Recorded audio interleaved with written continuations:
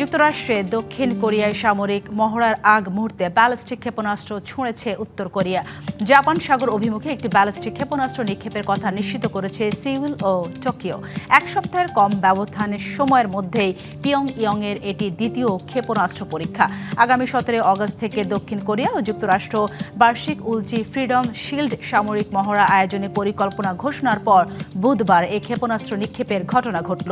দক্ষিণ Korea joint chiefs of staff এক বার্তায় নিশ্চিত করেন, ওনসান এলাকা থেকে পূর্ব সাগরের দিকে উত্তর কোরিয়ার নিক্ষেপ করা একটি ব্যালিস্টিক ক্ষেপণাস্ত্র শনাক্ত করেছে। দক্ষিণ কোরিয়া সামরিক বাহিনী জানিয়েছে, ক্ষেপণাস্ত্রটি 700 কিলোমিটারেরও বেশি পথ পাড়ি দিয়েছে।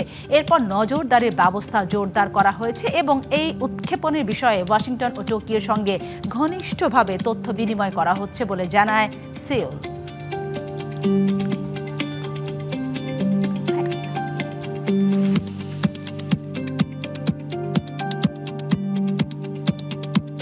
নগদ নিয়ে এলো হার না মানা হার অফার।